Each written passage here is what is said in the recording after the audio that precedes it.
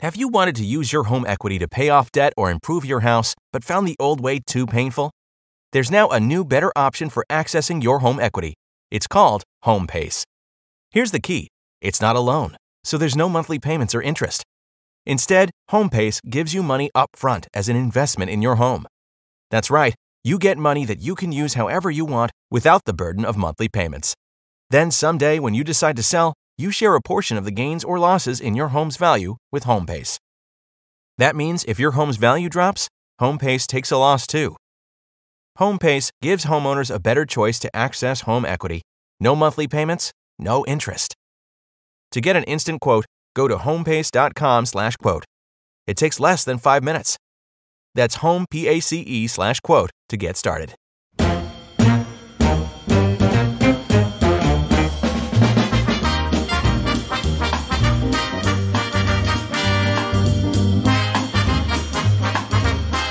Hey, welcome everybody, and here we are again at the episodic recap of the Brady Bunch. This time we're going to conclude our trilogy from Hawaii. It's been a great ride for the last few weeks, teaming up with you here, Chris. So let's say hello to everybody. I'm Barry Williams. And I'm Christopher Knight. And we are the real Brady Bros. And we have been talking about Hawaii. Hawaii, always great memories and all the things that came with it.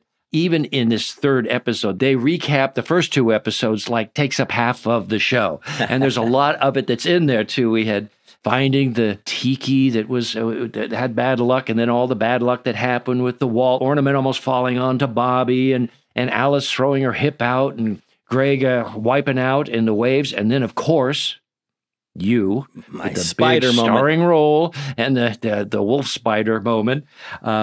So, and then, of course, this episode includes a lot of one of our favorite guest stars of the entire 5-year run of our show, Vincent Price. What an honor. So, yeah.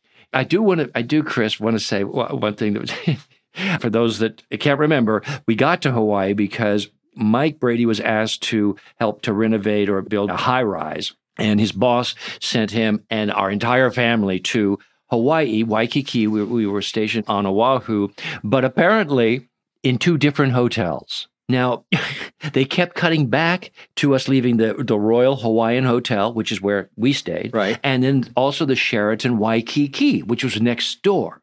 So it got me thinking, what? Well, I think part of our crew did stay at the Sheraton Waikiki, but I'm sure that the company and the studio were cutting deals with these hotels for rates on people in exchange for airtime. So without any mention about anything, we would be coming out of or going back into the Royal Hawaiian and then coming out of or going into the Sheraton Waikiki. And I just thought that was hysterical. Well, I do think they have a shot of the sign of the Sheraton Waikiki, and they give it some brand awareness. But I don't believe so in the Royal Hawaiian. I think that the trade was all with the Sheraton. And okay, go back and watch it. But we stayed at the Royal Hawaiian. But I don't see, they might have used some sections of the Royal Hawaiian for a location, but they never, I don't believe, ever show the name, the Royal Hawaiian. I could be wrong. It's in there. It is? Okay. It's in there. All right. Yeah, because it's on the front door. Even with the Sheraton, I didn't think that big a deal was made out of it.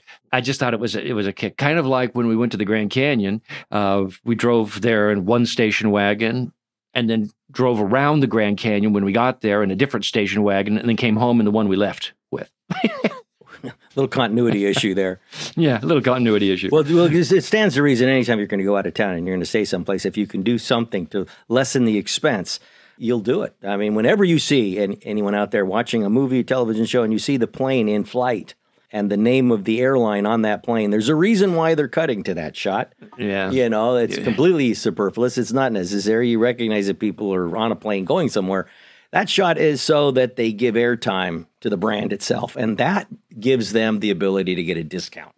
And well, that, and in this case, Hawaii, at that point in their tourism, which had been inaccessible except by ship, now had large enough airplanes to fly from Los Angeles to Hawaii, and we were shown departing in a 747, which was one of the first of the airships that could make it all the way there without having to refuel. We were the representation of the middle class, if you can even say the Bradys were middle class. Let's just say part of the middle class.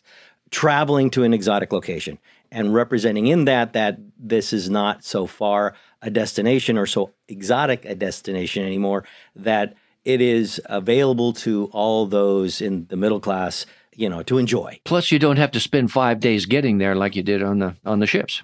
Right. Well, I mean, the fact is that they did have some planes through the 60s that would get there, but it was expensive. It was very, very expensive. And this is with larger planes, they didn't have to charge as much per seat, though it still was expensive. And I doubt that anybody hiring an architect would afford them being able to bring their entire family, especially a large one, and they're made, for free. But that's something that the Bradys always experienced. So as we launch off into the third installment of the trilogy, why don't you tell us, because I know you like facts, the title and when it aired and who directed it and wrote it and our very special guest star. I am so happy to have a purpose. Yes, this is the Tiki Caves of Season 4. It is the third episode of Season 4 and the 75th episode of The Brady Bunch to air. It was directed by Jack Arnold, written by Tam Spiva. Is that Spiva or Spiva, Barry? Spiva. Guest stars were Vincent Price, David Lippy Espinda. Mr. Hanalei. Mr. Hanalei. People might know him. And Leon Lontok. And let me just add the air date was October 6, 1972. Correct. 1972. So that is 50 it's a very good year. Years ago in about 6 months. And as we've all discussed in the past couple of weeks, this was, for us to film this episode, was as much fun as it was for people to watch, at least. It was a great experience, a lot of fun, and a lot of great things happened, and everybody got a suntan. And Robert Reed came home with curly hair. So there you go. And a tan. Now, this episode is really a very simple episode. It's not, watching it again with a critical eye, realized there was not much really to this episode. Well, it was just about us being tied up. Well, true. But remember this, and this may be interesting. Much of the shows were filmed in Hawaii, but at least as much or more were filmed back in California at two different studios. Our studio, Paramount Studios, where the house lives, and also at CBS Radford. So even though it appeared that we were in Hawaii, some of these things were actually filmed back in Los Angeles, as were the caves. And the lagoon that we go by were actually done at CBS, where Sherwood Schwartz, who also created Gilligan's Island, filmed Gilligan's Island, and that was Gilligan's Lagoon and Gilligan's Cave, that kind of the exterior of the cave you're referring to. Right. When we walk up to the cave and you see a little lagoon in the background, that was the lagoon from Gilligan's Island, right? Now, this episode takes place inside the caves primarily. The caves being where Bobby, Peter, and Greg wander off to replace this bad luck tiki idol on the tomb of the first king, or as Mr. Hanalei tells them they need to do to get rid of the bad luck. Now, who, for our listeners, the first king, King Kamehameha the First. Right. First Hawaiian king. Also credited with making surfing popular. He was. Actually, yeah. The whole idea of surfing was sort of a Hawaiian and Polynesian sort of activity. Mm-hmm. Was it specific to Hawaii, too, right? Not just Polynesia. It was Hawaiian. Right, because it would take planks out there and those waves that would roll in like that. So I like to think that, that is sort of my connection to King Kamehameha, because we both enjoyed surfing. This is a direct kind of like karmic. Yeah, it's a direct link to Greg Brady. Gotcha. Yeah. I gotcha. And you still sell the idol, too. So there's a continuing link. I have the Good Luck Idol. It's now Good Luck. I've got that now. Yes, you can. That's an eBay situation. Barry Williams Direct. Daring bad luck while they last. They come with one necklace size, and other is a little leather thing that you can use to hang on your tree. Do you have two different versions? One that is bad luck light, bad luck heavy. No, they're both good luck. They're both good luck now. They're both good luck now. Yeah. Okay. That happened at the time that we went into syndication. When we went into syndication, that always indicated bad luck. Now, it's good luck, and that's why I sell them. I don't understand the logic, but I'll accept it. Good. I appreciate that. Run with me. Question for you, though. When we were in this episode, when we were doing at the end the luau, was that shot at Paramount or was that shot on a stage at CBS? I seem to recall it not being at Paramount. I honestly don't remember. No. I just know it didn't look anything like Hawaii. Well, definitely. A matter of fact, most things that were indoors in these Hawaiian episodes, unless it was a hotel room, were done on a set back in Los Angeles. And like Barry said, we shot there 5 days, if I recall correctly, maybe just 4. And then we were continuing to shoot for another at least 5 to 6 days on sets in Los Angeles to complete the 3 episodes. I think most people understand this, but the reason for that is because the expenses are so high when you move an entire company outside the confines of a studio. Even in the studio, it's the principal photography is the thing that costs money in a movie. And principal photography is when the camera starts rolling. That part of movie making is only one of 3 distinct parts. There's pre-production and post-production and principal photography. And the principal photography is where everybody has to be, the actors, the cameramen, the grips, and that's a big load of people and very expensive. Right. So, hey, I'm curious, Chris, because we keep learning about each other's experience in doing this, and I don't know. Were you aware of our guest star, Vincent Price? Did you know? I was. I mean, it wasn't like I was studied on all the things that Vincent Price had done, but I do know that the simplicity for me was somebody that I recognized from television, somebody that I knew and recognized like a fan. Did I know his history completely? I did understand that my mom and dad recognized him as a star, if you will, and that he was an important person. Of course, that would only dial up the intimidation factor, moving, to work with this man, whatever the first day was to work with him when he showed up. But the man was so gentle, so kind, so unstar-like, if you will, if there's an ideal or a feeling that one has of star when you're 14 years old. He didn't have it. He was just a warm soul to be around, just a generous, warm man. He was the first on the set. He was the last to leave. He came in prepared, and he was funny in this. And I did some snooping after watching the show, and I went online to look more about him and the episode and things. And one of the reports from online, now keep in mind, you ask a question and you can get any answer you want, but was that this role was actually written for Vincent Price out of a relationship that he had with Sherwood Schwartz. And as it goes, Sherwood had tried to get Vincent Price on as a guest star to Gilligan's Island a few times as a kind of, not quite very well balanced professor of archaeology, probably. Like a crazy guy. Yeah, right. So finally, Vincent agreed to be in an episode in year 4 of Gilligan's Island, and it was canceled after 3. So Vincent agreed because of that, should the Brady Bunch go on and become, successful or stick around, that he would be in an episode of the Brady Bunch. And Vincent, even at the time, our 4th season, when we were filming it, he was still a major star. And so it was a great coup that we got him, and you can see now, looking back, that it was written for him, and I had no idea any of that was going on. It was an honor to work with the man, and in retrospect, especially now that I've learned more about his career. Mm-hmm. He was, like I said, he was larger than himself, if you will. I mean, the star component of him was huge. The man himself didn't have those kind of airs, and that's what I remember about him, feeling very comfortable in a man so respected that it was impactful for me, and frankly, from this episode, he should have done more comedy in my estimation, because he played both ghoulishly and kind at the same time. It's an interesting. It was a great mix. Yeah. So let's talk a little bit about the character Professor Whitehead.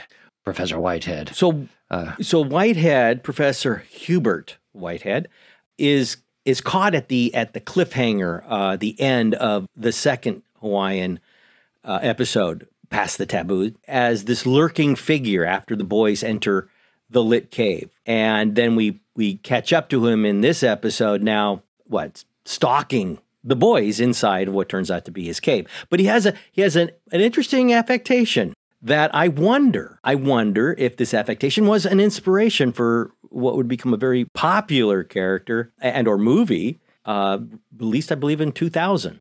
Because the professor is talking to an inanimate object like he's a best friend. A life-size tiki. named Oliver. Named Oliver. Right. The life-size tiki is named Oliver.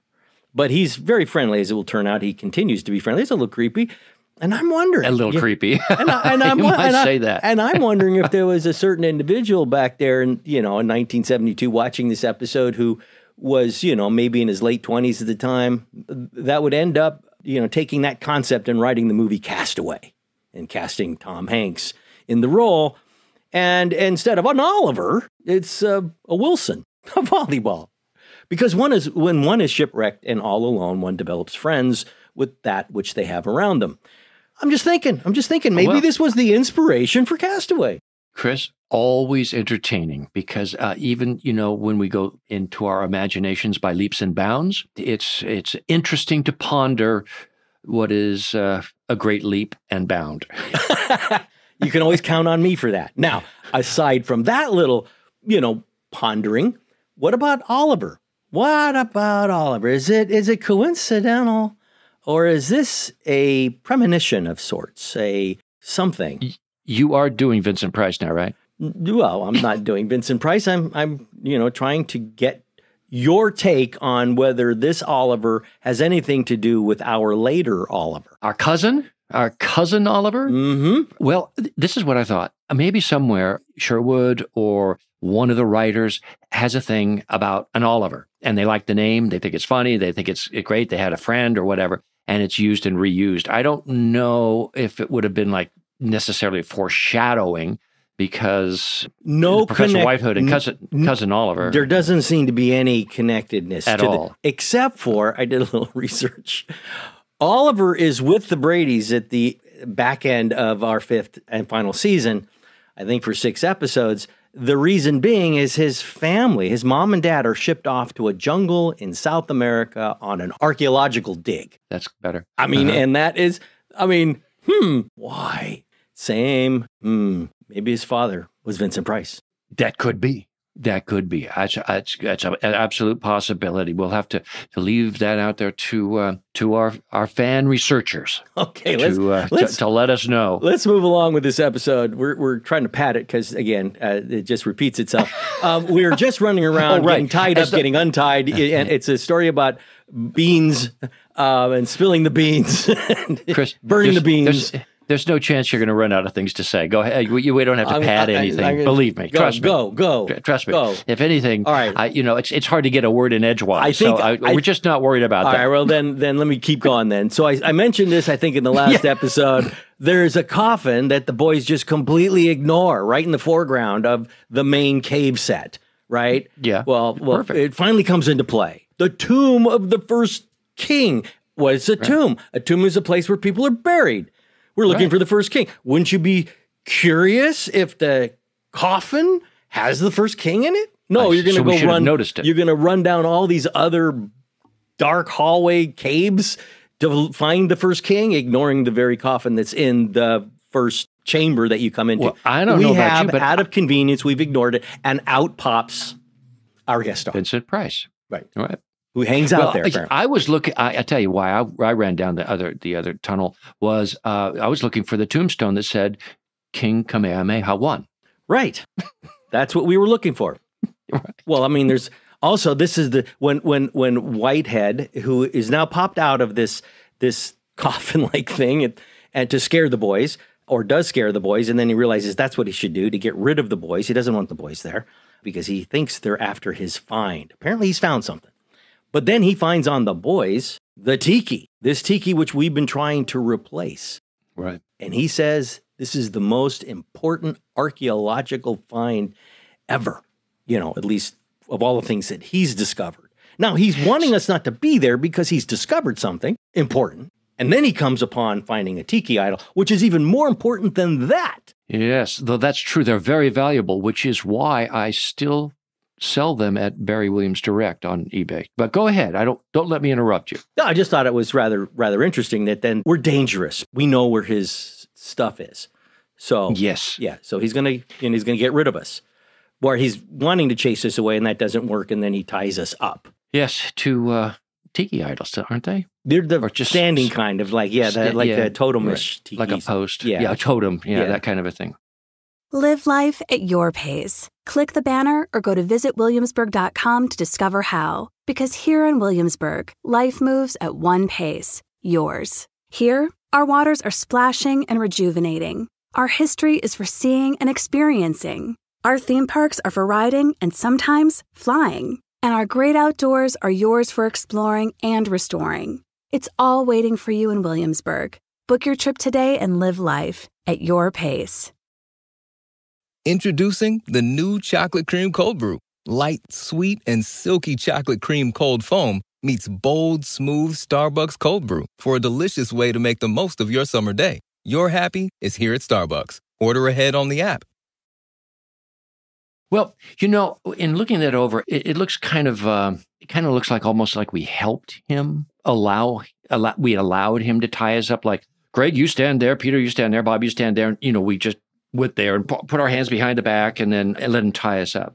Yeah, we comport very nicely, don't we? I mean, I've had the same thought. I mean, at least three if you're tying up one and or having one person tie up another person, that leaves a third person to run away. So, you would have thought that one of us would. Let me share a story with you, Chris. I don't believe you know. My son Brandon is now 19 years old. When he was 4, could have been 5. Don't tell me you tied him up. No. Okay. Gosh, no.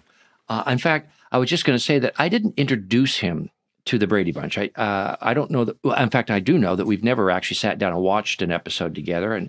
But he learned of the show by babysitters coming over, or sometimes on play dates with other friends, and he had learned about it. Well, I had been out for the afternoon and was coming back, and he had been with a sitter, and he was crestfallen and near tears. And I said, Brandon, are you okay? And he says, well, and it's hard to get it out. But he says, I've been watching the Brady Bunch. And I'm going, oh my gosh, that's, he says, where's this going to go? And then he goes on to say, and there was a big man and he tied you up. And I thought he was going to hurt you, Dad. I thought he was going to really hurt you. And I was well touched, of course. And it became a wonderful moment to be able to explain what Daddy did for a living, the difference between television and real life, and how it was okay, and I was never in any danger. But I was particularly interested in how it was literal for him. If he's watching the images, if he's watching it, whether it's television, which he doesn't really have a concept of, it's just like real. And so I was able to have a real parent-son moment with that, and why networks and companies get concerned about who's watching, because sometimes people will take it as they see it. See, and that's where I have a blind spot, obviously, because as an adult looking back on these episodes, I'm blind or insensitive to the sensitivities, the degree of sensitivities that a child would have, because clearly this was scary to kids, and I watch it from an adult perspective and say they're just silly. It's not scary at all. You're right, though. For your son, it was scary. And if I was an adult having to judge this from the perspective that the network and those in production had to, I'd have missed it. I would have, it would have been too scary. It would have been wrong. I would, Well, we didn't even play it as scary. We weren't directed to do that. It didn't feel particularly scary. We were just like, this guy's crazy, a little bit nuts, but we're not in any real danger. That's the way we were playing it. And, he's got us tied up so he can make his getaway or whatever. And remember, Greg made sure that there was slack in those ropes when he was getting, so I could slip out. But you did slip out, but you got recaptured. Well, that I hadn't counted on. But you saved his burning beans at one point. Yes, I did. Now, there's this thing when he finds the tiki that he wants to know where we found the tiki. And, Bobby fesses up that he found it at a construction site down in Honolulu. And, of course, Dr. Whitehead won't believe that, doesn't believe that, and wants us to tell the truth, thinking that we're lying and that we stole it from somewhere in his cave structure, which is his find, and that we're stealing from him. But he keeps asking, and clearly he's connecting our telling the truth, which is not that it's coming from a construction site, with our survival. But like Brady's, being very much like George Washington not being able to tell a lie, even when your life is under threat. We couldn't lie. He came from Honolulu. And that's what got us, more tied up. Well, he wanted, I thought that he was asking us that because he figured that there would be a lot of other artifacts at whatever location in that cave that we did find it, right?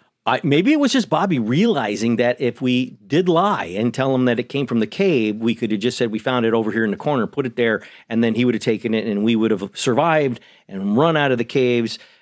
But we wouldn't have gotten rid of the bad luck because we had to place it on the tomb of the first king, and our duties wouldn't have been done.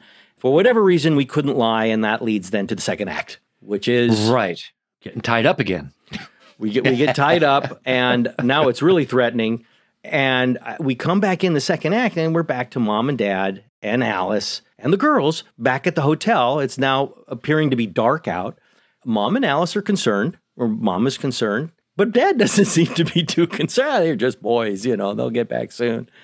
But of course, that falls away rather soon, and they're querying the girls because they figure, the girls also have a little powwow discussing that, boys aren't home, Mom and Dad are worried, and we had know where gotten they them went. to promise, right? We had gotten the girls to promise that they wouldn't tell Mom and Dad where we went because we wanted to get this done and get back, and we knew that they wouldn't let us go. And that's exactly what this little conversation is that the girls have about should they tell Mom and Dad because they're getting worried now.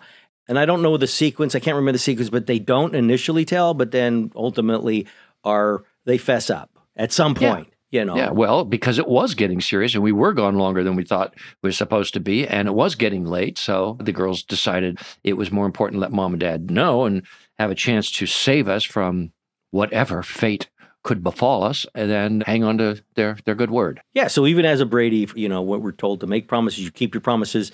But apparently there is a caveat to that, and that is that if somebody's life is in danger, you don't keep a promise. You fess up at that point. That would be a good time to a good excuse to break your word. Yes, that's probably rational to help save their life. Now, Mom and Dad head up. Now, right, how they're going to find that bus dropped us off in the middle of nowhere. Well, they first have to go to Mr. Hanalei because Mr. Hanalei, the girls know of the construction site, right? And this man there, I'm not sure who points him out to Mr. Hanalei. I think it was the girls that they go find Mr. Hanalei. Knock on his door, and Mr. Hanalei says, "What?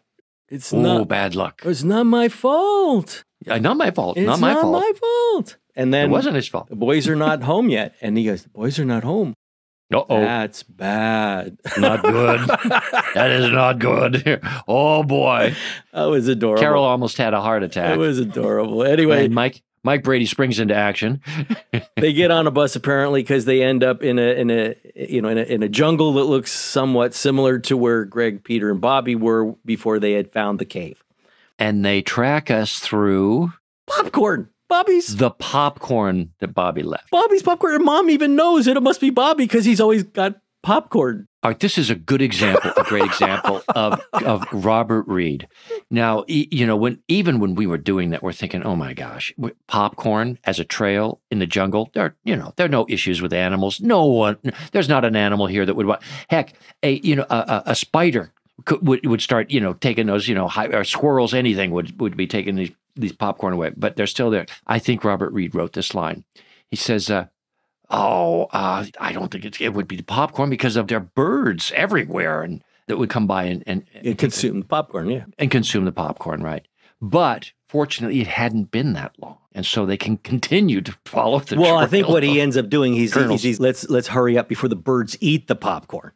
Yeah. Something to this effect. And so, they follow this well-laid, endless popcorn trail. Bobby likes popcorn, but apparently doesn't eat it very fast because he had enough popcorn to get us to the cave opening, which Mom and Dad find. That same Gilligan's Island lagoon set they appear at and immediately go into the cave. Without any concern at all about anything that could be going on in there that would be nefarious, right? Or just, okay, let's go into the cave. Well, I mean, the whole thing, if I'm not mistaken, before the boys walk into the cave the first time, one of the reasons that they walk in is because there's lights on. Like literally, they say lights on, somebody must be here. So that it is kind of weird that they are surprised that there's somebody there. They should have known somebody was there, possibly stalking them. But the light isn't really light. It's not electrical light. It's like tiki torches. And so mom and dad walk into the same lit cave structure. Clearly, this is a place that you go if you're looking for, ancient ruins. Ancient ruins that no one knows about. Right. Where Mike gets very stern with Professor Whitehead. What are you doing? What are you doing, my son? Get to the bottom of this. So we are saved. And then an amazing thing happens, right? Mike, instead of being absolutely furious or threatening to report him to the police or a number of things that he could have been held for when you are basically restraining people from leaving. Yeah, because Mike comes in, kidnapping. He literally sees his 3 boys tied up to these totems, right? I mean, right. You see some stranger tying your kids up, you'd probably be a little mad. Yeah, and he's stern. He's stern, like if Greg ate 2 pieces of pie instead of 1. Yeah. Well, Brady's stern, Yeah, right. I don't know if you noticed this or not, but Bob Robert Reed was quite tall. Yeah. He was 6'2". I thought he was 6'3", but who's and even shorter than Vincent, who's 6'4". Yeah, Vincent was a tall man. And then Mike suddenly, I guess, anxious to help the professor in any way he can. He says that the professor goes on and on and on about why he's there and how lonely and how he's been left out and behind, and he had a partner and the partner got all the credit, and he's trying to restore his good name, and Mike's listening, with empathy, and then he says, well, we could vouch for you. You've got 5 witnesses right here. Well, doesn't Mike see the level of the degree with which this man is losing it by his interaction with Oliver, the totem? Yes, but all the more reason he should have been concerned. He raises an eyebrow. This guy's a little touched. He's liable to do anything. Let's get on his good side, I think, is the motivation there. Maybe. Yeah. Mine would have been run for your life. He does lament that he's an architectural or archaeological dropout. Oh my gosh. Yeah. So, it's, and of course a professor wouldn't have thought to, say like, you can be the witness to this find. I've never amounted to anything. Everybody else gets the credit, but it's Mike who is Johnny on the spot, quick with the understanding. Hey, we'll just be we'll be your witnesses. We'll be your witnesses. And then Whitehead lights up. Yes. It worked. Get credit. It really did work. That's kind of the Brady magic. That's it, right there. Boom. The everything's falling into place. It's all being tied together with a nice little knot and bow. And so what then happens, since obviously we're going to wrap this sucker up? Well, it's time for a party. Don't you think? Let's go to the beach and have a party. Well, the boys do one thing that they came to do, right? They go back somewhere in the cave structure and deposit the idol on the first king tomb. We never get there. The audience never gets to see it, but they come back and say, we put it on the tomb of the first king. We wrap up this part of the show, and the next thing we do is we're having a celebration. Go off to the luau. And oh, what a celebration. We're at beach party. We have fire dancers, which, by the way, get as much airtime as we did in the whole episode. It's unbelievable. This fire dance goes on forever. Hula girls, of course. I've got a question for you. Do you remember if hula was well known at this point in the States? Yes. It was, right? Yeah, the because whole of the tiki movies. bar. Yeah. I mean, movies sure. Yeah, okay. But I married a hula dancer, right? You know that. Purposely? Was that a prerequisite? Well, you get married? What? I said married. Check. No, it was all an accident. But I'm looking for a hula dancer. You mean because she was a hula dancer? Well, I mean, you threw that out there. Said, you know. Well, because we're talking about hula dancers. Tina, my wife, she oddly was actually born and raised in Tulsa, Oklahoma. Uh-huh. And she wanted to learn how to dance and did, and that dance teacher happened to specialize in the hula. Well, I'm asking this question to an expert then. She loved it. I mean, about the popularity of hula in the States. I mean, the fact is that you ran into one. who Well, made a career out of it. I just find it curious that, but Tulsa is not exactly the mecca of hula dancing girls, especially 8-year-olds. And she was like 8 years old when she was learning, and then became professional. She toured with a group called the Laughing Kahunas all over the states, and there were like 8 big brothers,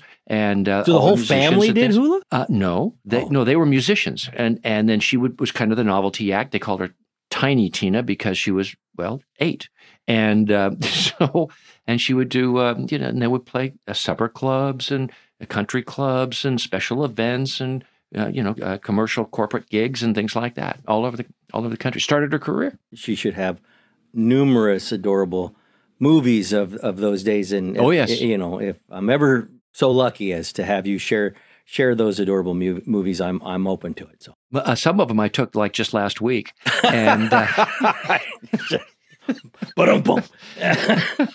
couldn't help yourself. I think anyway. I'm not sure I want to see him now. Okay, now we're definitely off topic, but I'm just saying it was. I found it kind of a coincidence. By the way, over the course of her career, she also has met Don Ho. Well, that's a story for another day. Yeah, it is a story for another day. Maybe that will be one of our interstitial episodes. It was long before she knew me, and I hesitated to ask, but knowing his reputation. Brady's are sitting down for a rather long luau. Well, I guess it just seems long. There's an announcement that I guess the local museum is going. The mayor's representative is there with a proclamation and an announcement that Dr. Whitehead is going to be the developer and curator for the new Whitehead wing to the museum. I thought that came together rather rapidly. Well, it's been 24 hours. Funded rather quickly. How much time does it take, to dedicate a whole new wing of a museum? Well, I guess it takes 24 hours should do it. It takes like 35 seconds for him to go from anonymity into historic lore. So congratulations to Dr. Whitehead and his new wing. But now we are referenced as Kama'aina by the mayor's representative. Can you say that again? The mayor's representative says Kama'aina. It's that pause and a Kama'aina? Yeah, aina. Kama'aina? Okay, what does that mean? It means he says this means that we are old Hawaiian friends. Well, I looked it up, and it actually translates into local or native born or someone who's lived in Hawaii a long time. So for a surfer, that's really important. Otherwise, you're just basically a kook. Kama'aina is also what you get when you're apparently there's discounts all across Hawaii for those who are locals. Cool. You get the Kama'aina only thing I knew, discount. I would have understood was Mele Kalikimaka. And that means? Merry Christmas. Merry Kalikimaka. Mele, M-E-L-E, Mele Kalikimaka. Interesting that they would have a translation for Christmas. I guess they have to have from the local. Yeah, the Europeans came with their Bibles. And we all blow through the horn of brotherhood, which we can't find any evidence there is actually a thing called the horn of brotherhood, but who cares? So the show must have been running a little short, or it really is something very important like the hula that we have to see a lot of because we each take a shot at the horn, blowing into it. That takes a little bit of time. Couple different variations on the blowing through the horn. And they kind of left that to us, right? I mean, we could blow the horn any way we wanted. And so we're all in our corners figuring out, well, God, how can I steal the scene with blowing the conch shell there? Yeah, and it turns out everybody does it almost the same way. It's really, anyway. Except for Maureen and Marcia. No, she can't blow it at all, right? That's right. I think she won. And then Bobby has the big lungs at the end. So, well, good for us. There it goes. We had our celebration, but I'm thinking that it wasn't. And our happy ending, I might add. Well, I mean, that is truly a classic Brady happy ending. Exactly. And I'm thinking that it was that long because the show was running short. Time to get on the old 747 and give United Airlines one more big plug and head on back to the mainland. Now, Chris, we usually, like around this time, now once we've covered the episode, we try and find our takeaways The moral of the story. The moral of the story. What was this about? What was the point of all I think that? it's like you always bring Bobby and make sure he has popcorn, especially when you're going on an adventure. Or leave a trail wherever you go. How about this? Don't go into lit caves not expecting to meet somebody. Yeah, well, especially if it's a torch. Exactly. How about lights coming from a torch? How about never trust your sisters? Wink, wink. Yeah. There's that. Or it's good to have sisters because, they'll get you out of a tight fix. There was a conversation with Bobby and Mike that had to do with Bobby and all the bad luck that had happened. And every time he would mention something bad happened, Dad would say, but, like, for instance, the wall hanging almost fell on Bobby. And Bobby said, that was really bad luck. And Dad was saying, but you didn't get hurt. And then, when Alice's hip went out, yes, but, she was able to get it back together and it didn't really hurt her. In other words, there was kind of this message that even bad, it depends on how you look at it, I think Bobby said. So it depends on how you look at situations in life, that even bad luck can equal good luck if you look at it the right way. And that's what he learns at the end. That's what he says. Literally, you see him come to the realization, oh, yeah, it just depends on how you look at things. That's right. Which is, that's pretty Brady for me. So, I can go with that. But I like things like always keep your promises, but sometimes don't keep your promises. Like promises aren't always worth keeping, or lusting after recognition can drive you crazy. Where was that? Well, that's Dr. Whitehead and Oliver. I see. Yes, yes. He's driven nuts because he's not getting the recognition he deserves. Yeah, that would be. There's a lot of lessons in the show. Deep significance I'm to taking get there. A lot. I say this. I say just don't take other people's stuff. Right. Because karma's a bitch. Yeah. Where was that in the script? I don't know. I didn't see that. Leave the tiki alone. Anyway. Hey, have you been back to Hawaii since we've been there? I've been there, yes, numerous times. Love the place. It is. Do you have a favorite island? Shoot. Well, I mean, they're all different, right? So, I mean, I guess Maui, because it's the greatest compromise between having, some development and also being as rural. I loved Kauai, but it's a little rainy on the North Shore. I spent, though, one trip with a couple of buddies, 4 days on the Big Island.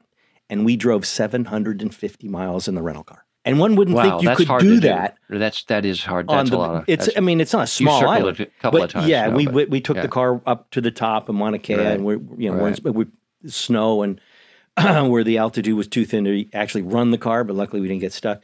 And we ended up looking at the odometer, going, "Wow, that was a lot of time." I really like the tropicalness of Kauai. Kauai is South Shore Kauai is beautiful. Yeah. There's this. I mean, if you get a little bored, there's not as much to do in Kauai as there would be, over in Lahaina or Kaanapali over in Maui or even Oahu is like a perfect opportunity to have the island flair feeling weather, and then have a big city, and have the urbanness there along with it. If I went to Oahu, probably North Shore, waves, and it's also a lot more traditional. I shot 2 movies, actually. Movies of the week, MOWs in Hawaii. 2 different MOWs. That's a great gig. Both on the North Shore in the same place. Yeah, that's a great gig. Yeah, it is a great gig. Well, Senor, shall we we'll get together in the next day or so and figure out what the next episode's going to be, and we'll come back and take another stab at all this? I look forward to it. It's been fun. All right, well, until then, I'm Barry Williams. And I'm Christopher Knight. We are the Real Brady Bros. Aloha! Have a sunshine day.